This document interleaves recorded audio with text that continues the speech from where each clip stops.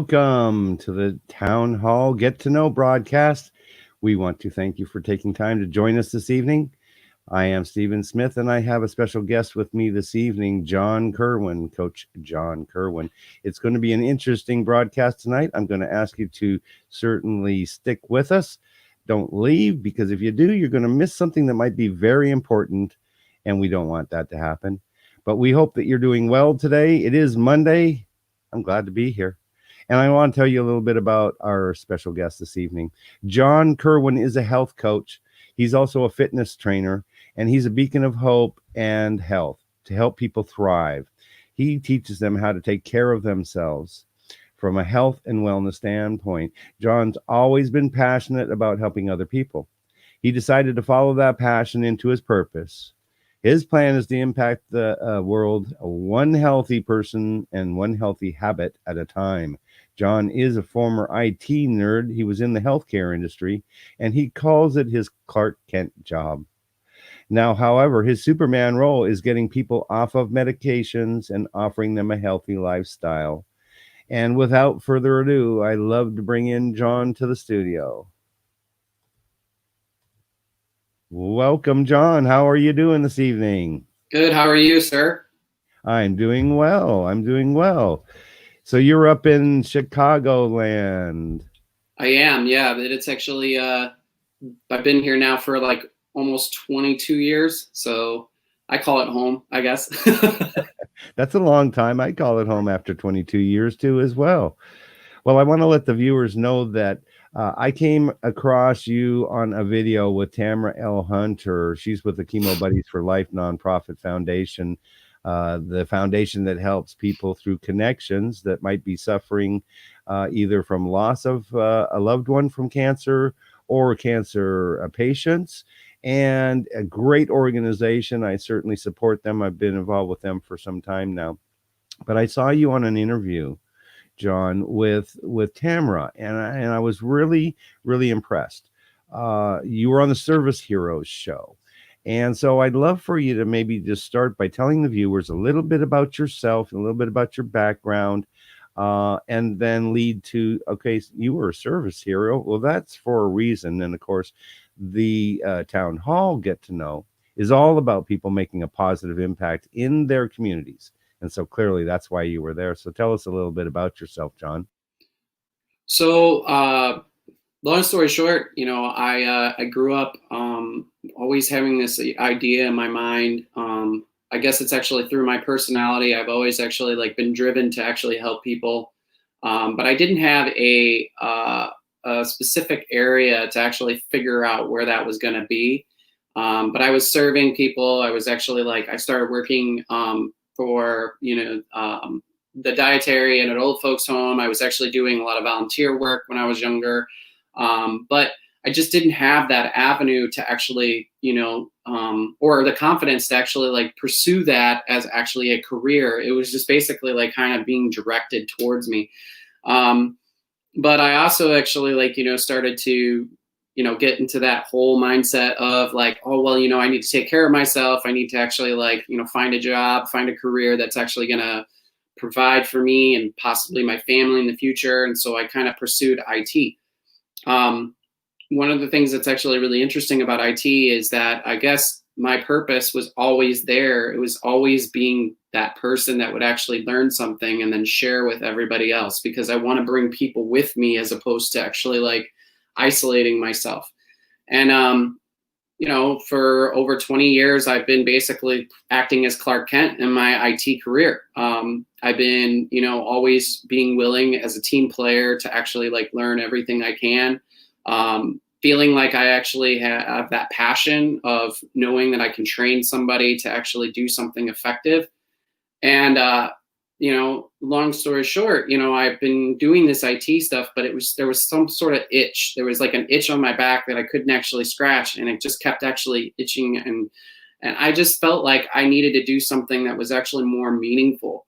Instead of actually doing it for a corporation and helping a business, I wanted to basically help people.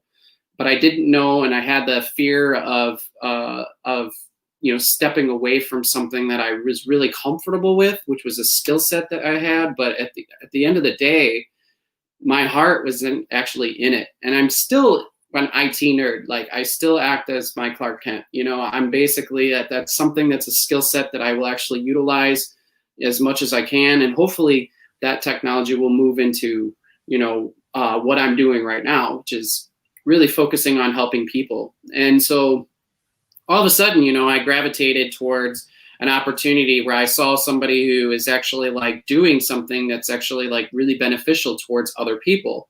And I've always been a fitness trainer on the side, but I never could give myself to the ability to move forward into that and take a step back from what I was actually comfortable with. So it's always been there to actually help people. And then all of a sudden I had this opportunity to actually explore nutrition. And I was really inspired by that, by actually understanding that as a fitness trainer, this is one of the things that actually I couldn't do, which was frowned upon, which is, not offering the actual advice that the person that is actually seeking advice, that wants to have that confidence again, to offer the solution to that or a desired result for that. And so I left the fitness industry specifically just because I wanted to focus on what was the most important. And how ironic that in the last 3 years, health has actually been a main focus on topics of obesogenic disorder. Lots of people are suffering from diabetes. Healthcare industry keeps actually raising premiums. People are getting more sick. People are actually getting more overweight, more stressed out. There's lots more people who are actually very in an unhealthy mental state. And I had no idea what I got myself into, but at the same time, I was so happy to find my purpose. And that purpose was basically to help and serve people in my local community. And I'm always been a guy that's actually an extrovert. So I'm always talking about what I can do for people. What can I actually help you with? And then now I have an avenue of servitude to actually help other people with this opportunity to change the direction in their life so that they're not actually suffering at areas and times when they don't want to suffer because they worked really hard for that. And then all of a sudden it's like you see people who are actually getting ready to retire and they're not looking at retirement as actually an option. They're looking that they have to work the rest of their life. They're stressed out already, right? So giving them the ability to actually take care of themselves at the same time and having somebody like myself to support them, or the team of people that I've been actually working with to support them because they believe in the same thing, has just been phenomenal in terms of my overall confidence in the world, how there are so many great people out there. Because as soon as I actually started to be vulnerable and willing to actually step out of my comfort zone and get into action, I have been surrounding myself with you, Stephen. I've been surrounding myself and introduced to Tamara Hunter, and all these other influential people that have actually been moving mountains in regards to actually making an impact in this world. And I just gravitate towards that now. It's like, so it's like, this doesn't feel like work to me, even though it is a lot of work, because it's actually a responsibility of helping people actually understand what it takes to actually get there. But it's so much easier when you're actually somebody who wants to do that and serve that person, understanding that there's a struggle and they can actually come and break through those little walls that they have to learn that their greatest strength was behind the biggest struggle. And it's just been a really joy for me. And I continue to see it actually like continue to be better. Not just from, I use this methodology. I use, if I can change one person with how I can reach out to people, then I'm doing my job. And then if that one person can actually do the exact same thing, this world can change. That's my firm belief. Well, exponentially, it will change. And it's not so much about quantity, I feel, as it is about quality. And I know for myself, when we touch one person and they let us know, it's like, that is the best feeling in the universe, to know that you've helped somebody get healthier, happier, and start enjoying life like they weren't before. That's a great thing.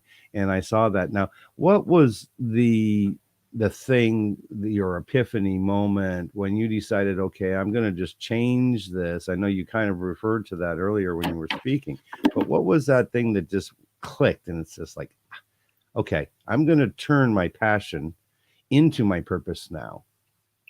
Well, it's actually pretty interesting because when I was younger, I've always been really skinny, and it was an insecurity of mine. I'm a pale white guy. I have red hair. I always had this insecurity of actually like not feeling like I fit in.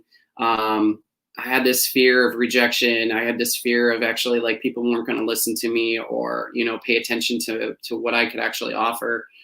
And that was holding me back because even now in, you know, like a few years ago, I had a conversation with an old friend, and he basically said, I think you just don't value yourself as much as you really actually bring to the table.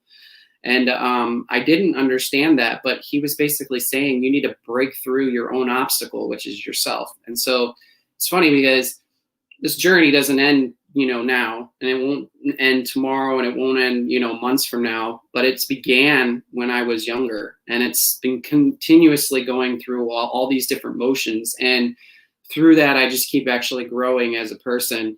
As an individual, I've been able to actually like realize that like, you know, through my greatest strength, or the greatest strength that I actually had, was accepting who I was. And knowing that I'm that's a beautiful thing, and I'm unique in this world, and I have a purpose, and I have a story that's actually powerful enough. And I think that actually resonates with people that I actually serve, because I tell them the same thing. Your story is just as powerful, if not more powerful and influential in this world, if you give it and you share it. So in essence, when you're actually in this position of helping people, you're actually putting yourself in a vulnerable state, which ultimately is a growing aspect of your life. Because for me, it's like now I'm just putting myself in the most vulnerable positions as much as I can, because I did have a awesome, like, I think it was like my late 20s, right? I felt like I was actually in the best shape of my life. I was actually able to transform a skinny body to a body that I felt really proud of. Mm-hmm. But I'm 41 now, and I feel I have more energy than I did when I was younger. I have more energy and more driven habits that actually are carrying me sustainably. And I didn't have that back then. I followed a specific, guidance of a coach who told me A, B, and C, and D, but I didn't learn what I needed to do to sustain that. And so I became complacent. So, being a coach, yeah, go ahead. That I just want to say, you hit that word. That's a word for me for sure, is complacency, because I've been in the same spot. Yeah. And what I found is that when I got complacent, I got very comfortable. And then the next thing I know, I'd be doing things that I really shouldn't be doing, is what happened, and making, in my case, some poor choices. But I think it's that comfort zone, not stepping maybe into some fear, not really taking a chance to learn and grow, because in complacency and comfort, we're not learning or growing, I don't feel, to our ability to, really achieve something unique and special. Yeah. I think it's so beautiful that, that you took, like you said, your personal pain, right? Mm-hmm. From your pain came your growth. And now you're able to share that and help others because of that. That's a beautiful thing, John. I'm very, I'm very proud of you and inspired as well. That's why I reached out to you and said, hey, we got to have you, because I love your spirit. Now, I know that you talk about your Clark Kent job being in IT, and but what I want to know, and we'll thank Tamara for this because she kept on talking about this stuff. What is your superpower, John Kerwin? Tell the viewers, what is your superpower now? Love more, right? And I mean, this is just for today's message. It's like, Mr. Rogers' Neighborhood, the word of the day. This is a really clear message of what my personality is. I love more. I don't adjust for people. They will adjust. I need to actually own my own narrative. I need to basically feel confident in this own body that I've been given. I need to basically just be able to live life. But the thing that I need to actually understand is I was given a gift to be in this world. And as much as people, take that for granted, and then most of us are actually suffering and not living our best version of ourselves, we owe it to ourselves to actually try to give that a chance, because we have no practice life. This is not a practice life. We don't have that ability to do that. And I was actually, saying to myself, one of the things that I feel that has actually been a blessing to be who I am is I just have an abundance of heart for people. And sometimes that's actually gotten me nowhere, in other words, people taking advantage of me. But at the same time, I'm now in a different place, because you won't be able to take advantage of me, because I've learned how to actually stay into an empowerment area of my life where I'm actually very open-minded to actually accept challenge. And I'm very curious. So Jen, my partner, basically always says that I ask way too many questions. Well, it's because I'm actually curious. I don't want to basically just assume something and then immediately get defensive in this world, or feel closed-minded because I'm not being able to grow because something is challenging me. I'm actually facing that challenge with curiosity. And as a result of that, I've been kind of mirroring that to people that I actually support, because I'm telling them, hey, you know what? You can only control you. You can't control this world. As much as you see something that's actually that bothers you, does it bother you, or are you letting it bother you? Because at the same time, all you can do in this world is take the days that we have on this planet to actually make either a purpose or a driven impact to other people in the most positive way. If you're falling into the negativity, what happens is you get complacent, as I said, or you get stuck. You become less in action, and you become more of, hey, I'm going to become a magnet for negativity. And as I keep getting more and more negative, I keep getting more and more heavy. So that desired result that I want so bad, I am literally being pulled downward. I can't get to where I want to be. And it's not necessarily about being positive or, loving more in this particular sense is saying, I love myself more. I take care of myself. I do things that are actually little things that actually can move me forward in life. Maybe I don't see it today. Maybe I don't see it tomorrow. But the first thing that actually is very obvious to people when they want to change is other people notice before you do. And so you have to trust consistency constantly, right? Yes, you do have consistency is a huge part of that. And I think that you made a good point when you said you got to love yourself. And that's what I found for me is that when I finally forgave myself for the mistakes that I had made, I decided that, you know what, I'm going to be an asset to a community, but I had to work on myself. I talk about the selfishness part where I had to become selfish to become selfless to help other people. Right. And it started with me loving myself and forgiving myself. And just like you're talking about there, and then we can give freely. And then that energy, I believe in the law of attraction, right? And I think you do too as well. And so that energy that we give off, others call it karma, but you give out comes back to you. Mm-hmm. And that's where we benefit. And you made me think about when we give of ourselves, that it actually helps us too. And that's what I found for myself with the chemo buddies and volunteering for them, that then I had to go through some of these experiences and lose people on the very day of their fundraiser last year. And so it helped me grow when I decided to volunteer and help others. And so, yeah, we both, it's a win-win situation. That's a beautiful, beautiful thing. Now, I wanted to get around to the consistency part, and that's about routines. Mm-hmm. And so that's what you teach as well, isn't it, John? Yeah, but I mean, I don't put so much emphasis on routine, because anybody can actually follow point A to point B to point C to point D over and over and over and over. It's what you actually learn in between that matters. And so, there's a difference in terms of, I just had this conversation just earlier with a really wonderful woman, and she hit the nail on the head. When we talk about routines, the first thing that people actually talk about is if they want to change, they're like, oh, I'm going to try to do a different diet, or I'm going to try to go to the gym more. And that's all well and good. But first of all, you're using a negative word that's called die, and then you have a T at the end, which is called temporary. You're not looking at the bigger picture here. And what we're suffering with in this world, and hopefully we start to actually communicate a little bit better about not focusing on instant gratification anymore, because instant gratification does not actually lead to satisfaction long term.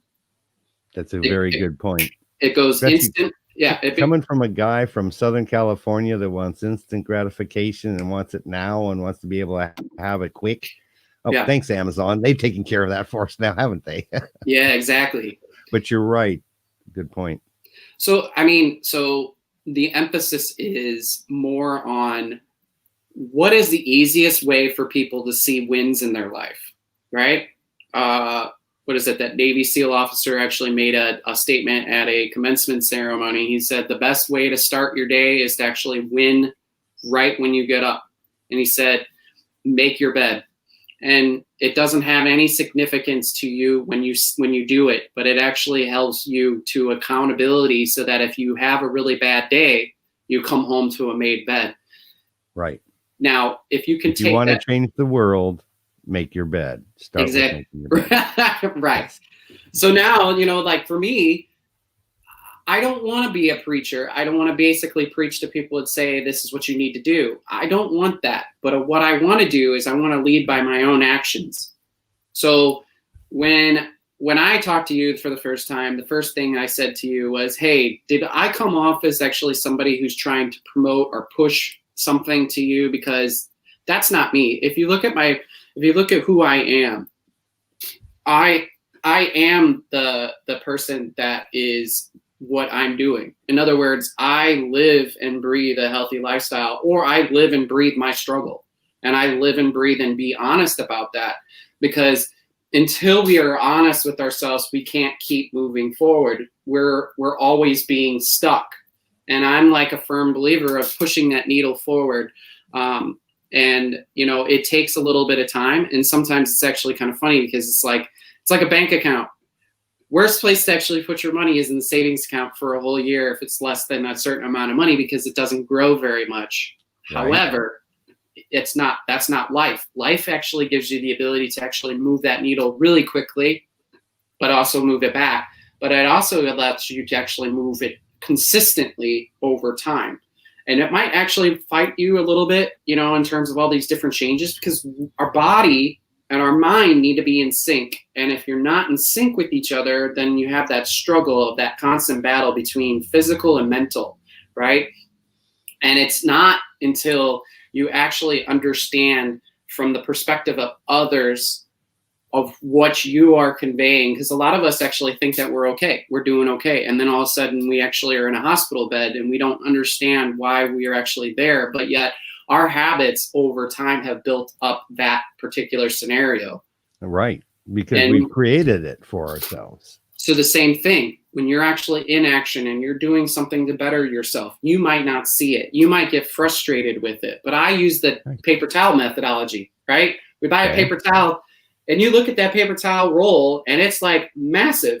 And you're like, well, most of us don't actually rip off one little sheet, but let's talk about life. And when we want to make changes, we keep tearing off a little sheet here and there.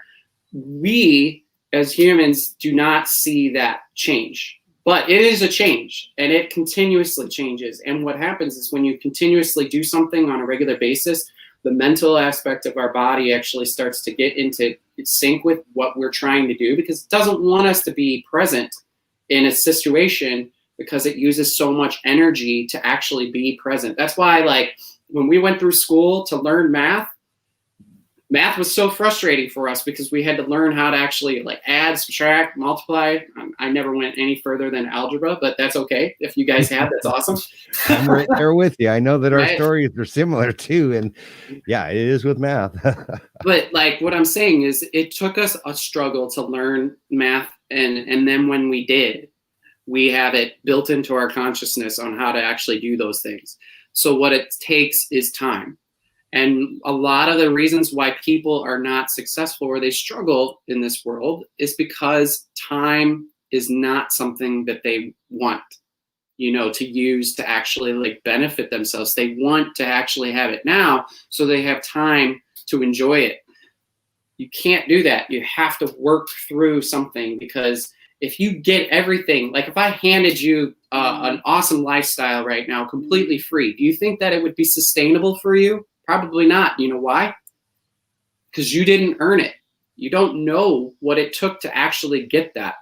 You don't know that I worked my butt off to actually struggle. Like we see a lot of people that actually like walking down the street and we're like, man, how does that person exude this type of lifestyle, but yet I'm suffering over here? What did he do wrong? And then, or you see somebody in the gym and they're just totally fit. They're totally taking care of themselves. And you're like, oh, okay, I get it. So I just need to be in the gym more often. No, they're on chapter 10 while you're just turning page 1. You need to understand that their story is powerful because they did the things that you don't see, which is the work. And that's one of the things that's so hard to do with people, is to understand that the work that we do behind the scenes is what we actually get rewarded in front of the scene, right? Because we work really hard on ourselves. Like you look at all these athletes that step up on a podium, they get a medal. I saw this thing where it's like the podium shows from the front and they're standing there and they're getting handed a medal, but you don't see what's behind them.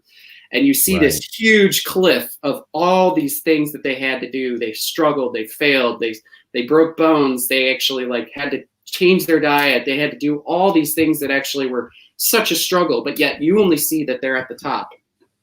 So I challenge people. I'm like, what's the top for you? Not the top for me, for you.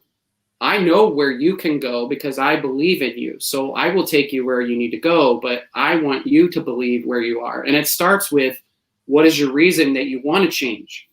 Because that reason should be built on circumstance and conviction that you don't want to go backwards, right? You want to get to. Sounds like, yes, defining your why. Right. I mean, your what is what you experience, but your why is why you're wanting to do that. And I know that you brought so many things up into my mind about patience and putting in the work, and as well the consistency, and even the thought that some people might get depressed because they see this idol and it's like, I want to be like that person, but yet they're not getting that in their life yet, and then that creates them to be depressed. Well, I'm just not good enough, and then they might go to the negative thing. And I'd like to go back to that and about to the healthy lifestyles in just a minute here. I'd like to break now for just a moment here. We've got a commercial for you, and I want to share that with you. This is Total Coatings. We appreciate them. They're sponsoring the show tonight. Total Coatings is located here in Sarasota, Florida. They are bathtub refinishers, using a safe and non-toxic porcelain glaze to refinish a bathtub and give it new life and give it some positive transformational change, and just instead of throwing them out. So let's go to a commercial break here, and we'll be back in just a moment. We let our bathtub go too long. It had rust in it. It had deep pitting in it. There were chips. I, quite frankly, thought it was unrepairable. Total Coatings is a family-owned and operated bathtub and shower refinishing company. We've been around since 2006, but we use a exclusive non-toxic porcelain coating that was developed over 60 years ago by a franchise in California. So the product is very well established. We refinish bathtubs, showers, wall tile, countertops, and even sinks. Customers want to know what makes our product different, and that's, of course, the exclusive non-toxic porcelain. We also don't acid etch the surface, so you don't have to leave your home because of noxious fumes. I was completely and utterly shocked. It looked like a brand new bathtub. I would recommend Total Coatings to anybody.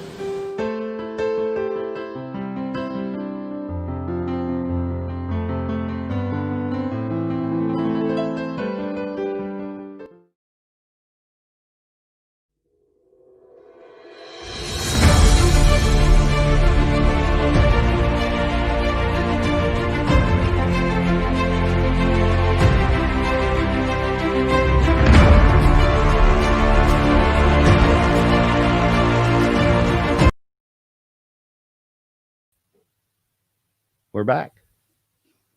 Okay. Welcome back, everybody. Hope you liked that commercial. I don't know whether it was playing smoothly on your end. Wasn't playing so smoothly on my end, but that's okay. Typical technical stuff, but that's okay. Every day we get the opportunity to become better, stronger, and work out the kinks, if there were any. I don't even know if there was. Okay, so we were talking with John Kerwin. He's a coach. We're talking with him about healthy routine and healthy lifestyles and about finding your purpose and then going into your community and helping others to be able to achieve a happy lifestyle. It's a beautiful thing. You know, I'm very impressed with you, John. You know, very intelligent person. I can see that you've helped a lot of people in the past as well.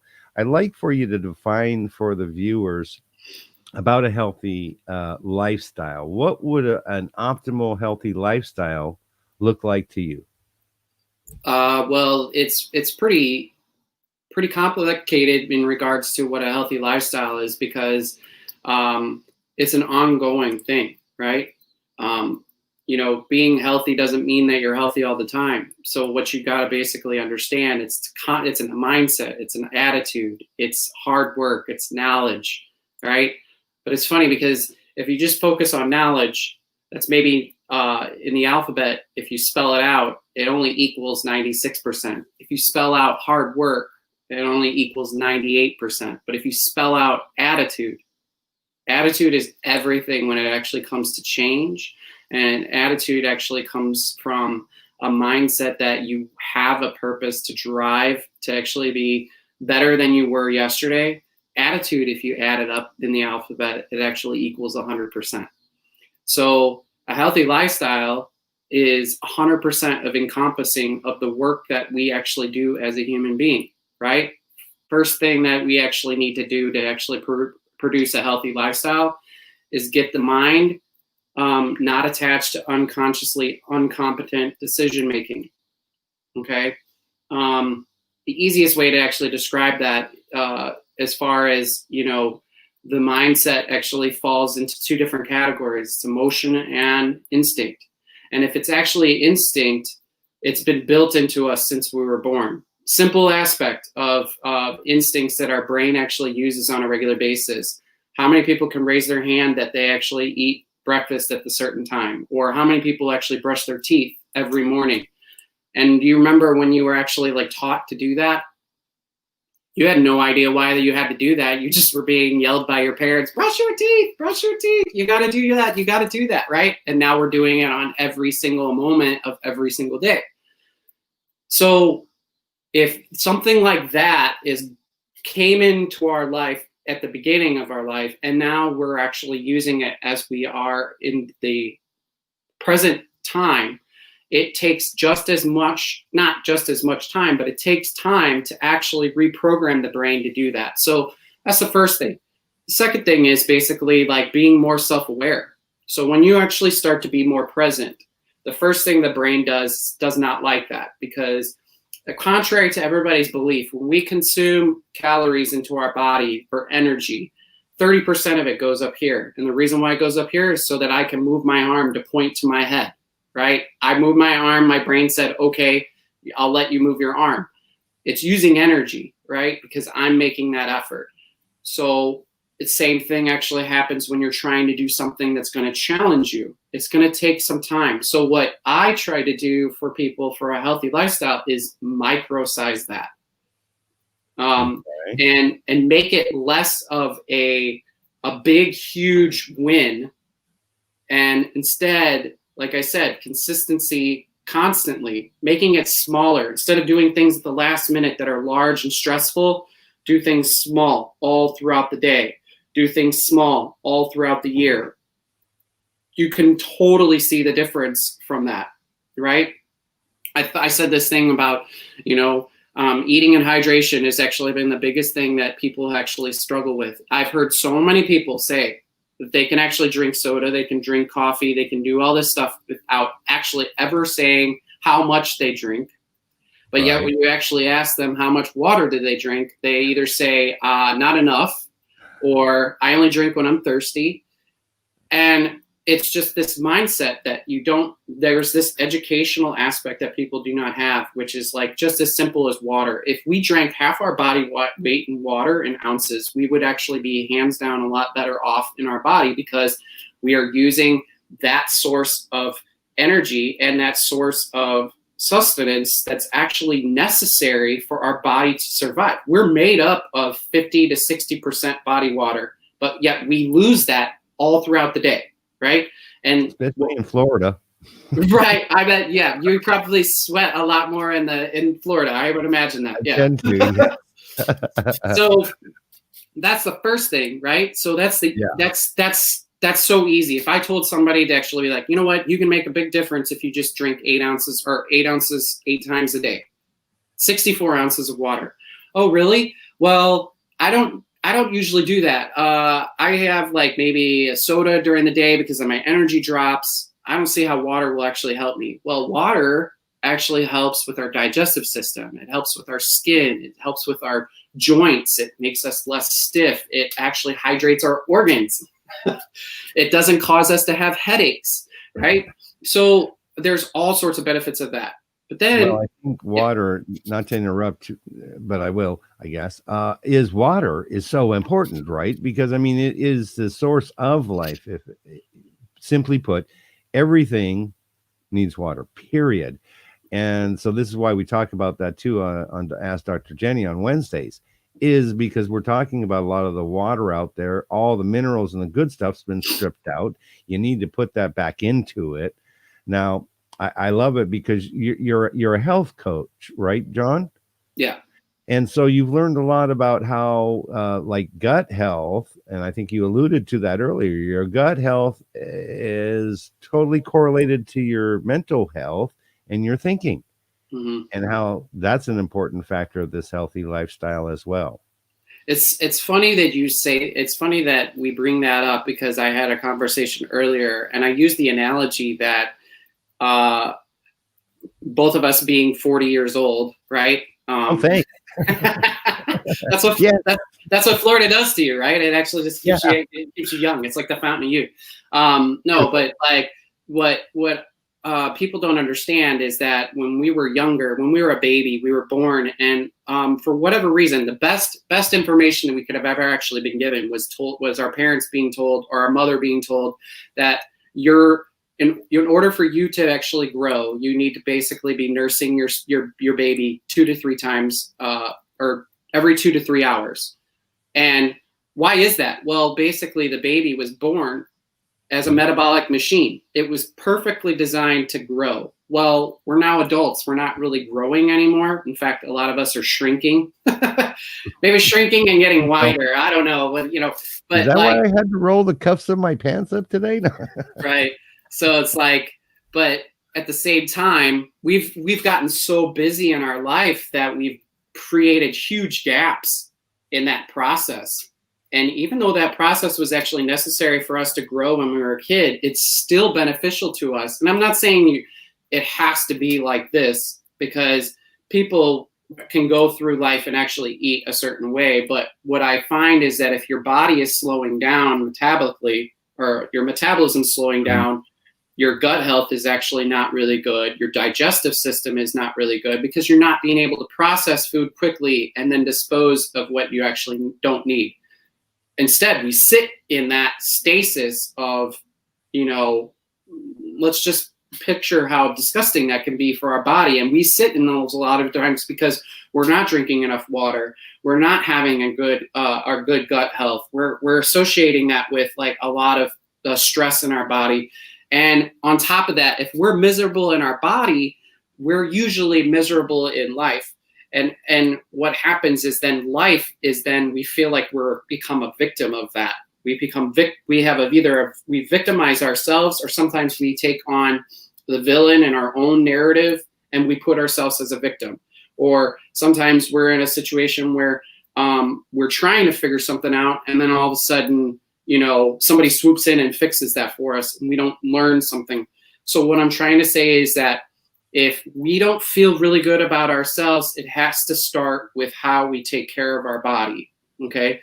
So one of the biggest things that people do neglect, and it's not because they're neglecting it, it's just because our lifestyles are so busy, is sleep. Primary aspect of losing body fat in your world is basically to drink enough water during the day to keep you hydrated, and then be able to eat sufficiently so that you can actually naturally fall asleep at night and use that deep sleep to actually burn off that burn energy so that you can feel really good the next day. But if you're waking up in the morning and you basically feel like crap, or you're not feeling focused, or you have mental clarity issues or brain fog, that's probably a result of the fact that you're not hydrating enough, or your body is losing body water throughout the day too much because of not being able to keep your digestive system healthy. So we have a great question here, John. Let's go to that question again on water. We have Linda Nodland. Hopefully I pronounced that. Let's bring that question up if we could. Linda says that she drinks water continuously throughout the day. Now learning about which type of water I should be drinking. I'd love for you to respond to that. I also know what I think as well. We've talked about it on the Ask Dr. Jenny show, and I've seen different stuff, and there's all kinds of bottled water. We know that, well, particularly in Florida, the water coming out of the tap is got a lot of chlorine in it. It's got a lot of bad stuff in it. Not so good for us. And then we filter it, and then we take all the minerals out. That's not so good either. So what's your recommendation, John? Well, that's a good question, because that is actually one of the things that actually we struggle with. We think that, okay, we have a bottle of water, we're buying it at the store, that's a convenience for us. And it's actually not a convenience for us, because it's actually like we're wasting money by actually doing bottled water. But it's a safe win, in my opinion, because it's a lot better than actually drinking something that has a lot of calories, a lot of sugar, a lot of these different energy substances that actually disrupt a lot of that mechanism. So at our house, we use a Brita filter because I'm getting water in the natural ways as much as possible. So what I would actually say is, don't put so much emphasis on the water that you drink unless it's actually really dirty. Then you should be really cautious about that. But basically use a regular filter that's actually in your water. Just clean that water up. And even if it's actually not with all the minerals and stuff that you're actually getting from maybe a stream that's out in the backyard, or, if you're in nature, wow, you're very fortunate. But at the end of the day, eat really quality vegetables or foods that actually have water in them, and you will actually get hidden water as well. And it comes with those nutrients and those minerals that we're actually looking for. Now, you've made me think about something important, particularly when you're getting to these foods that you say are good in nutrients and stuff. And I know that there's talk, or whatever it might be, I don't know, some facts that were stated, and I don't know that they're facts, but I believe the fact that the soil has been depleted of a lot of the minerals, and then they put stuff back into it, which isn't necessarily so healthy, to boost it up. So a lot of this stuff isn't even really that healthy for us. What's your answer for good, healthy vegetables to be eating? Well, the biggest thing that is a big concern in this world is for manufacturers, people that actually are very big businesses that actually are producing food. I mean, I'm not an expert in this, but if you look around, what do you actually see the most in stores? You see aisles and aisles of processed food. What do you see as actually a primary ingredient of those foods? Corn. Why do we not actually have so much advertisement of fresh produce and deli and dairy and all this stuff that's actually really the single ingredients that, we should be actually gravitating towards? It's because it's not marketable. So to mass produce a lot of these produces, you're exactly right. They use a lot of things that actually will help speed up the process, but it also removes a lot of the nutrients from those foods. The other thing that's actually really interesting about that is maybe it's a little bit relevant, but it's the same thing that happens as well when we cook. So for example, broccoli.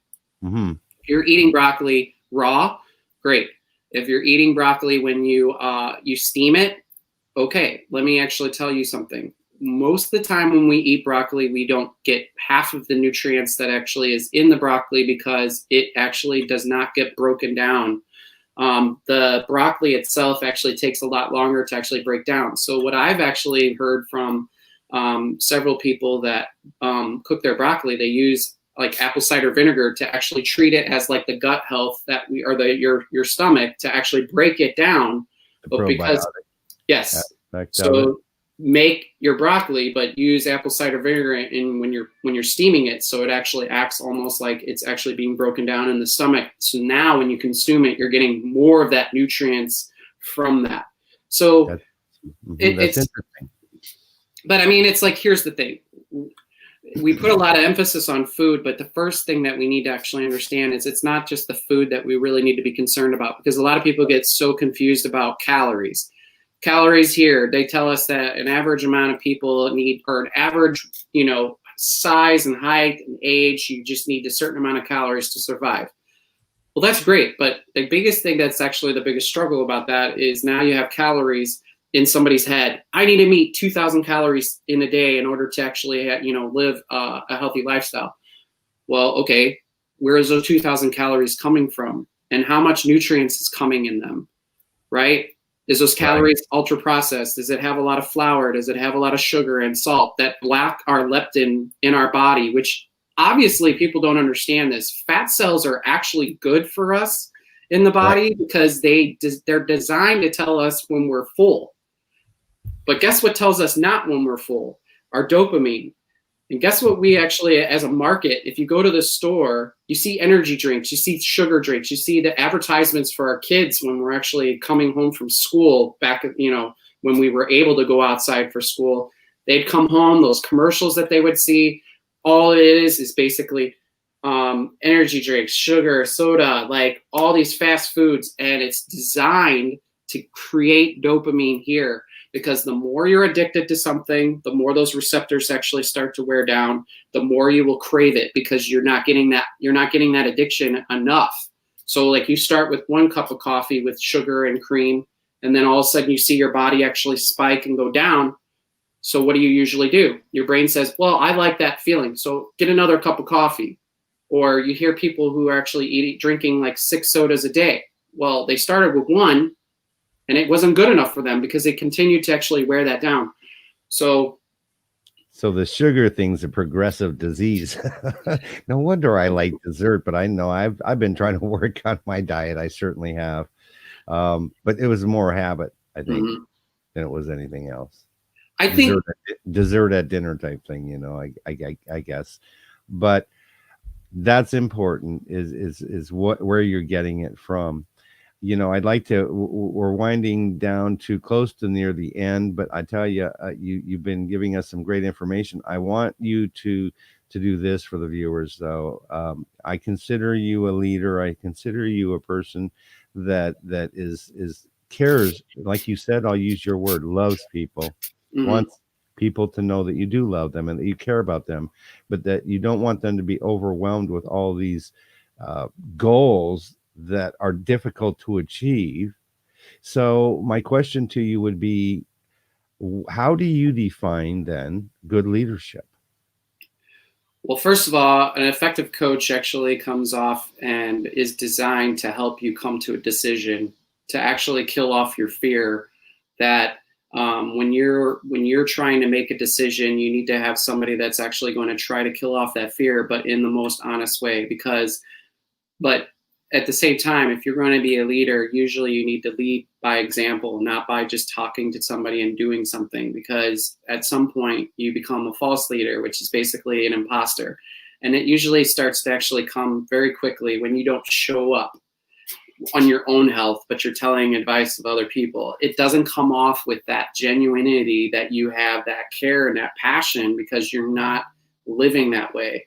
So for me, the first thing that I actually try to do is how can I feed my body, which is basically what skills can I actually learn today that's going to actually help me with my body? How can I feed my mind? how can I actually like grow and exercise that brain of mine so that I can actually do something that's actually going to be according to the goals that I actually set during the day. And a lot of us don't actually exercise the mind enough during the day, which is basically like we have this beautiful thing that has been designed that does not actually get fully capacitated, or I'm sorry, have full capacity of what the potential that we have. And I'm not going to get into like nerdiness or whatever, but I'm saying if we have just enough to actually be able to absorb new knowledge, new whereabouts, and new practice and new motivation and inspiration, and we fill that cup up full, and it starts up here, it's going to exude here. It's going to exude in the world because you're going to be living that action that way. And then the second thing, or the third thing, is basically, how do I feed my heart, right? What am I going to do today that's in servitude of others? Because here's the thing that I actually believe in my heart is that true essence of success comes from servitude to actually chase other people's dreams, not yours. And it's kind of hard to actually believe, but it's actually the best and strongest accountability that you could ever have is actually help somebody else chase something better, because it holds you accountable. Because if you're going to be a leader, like I said, a coach is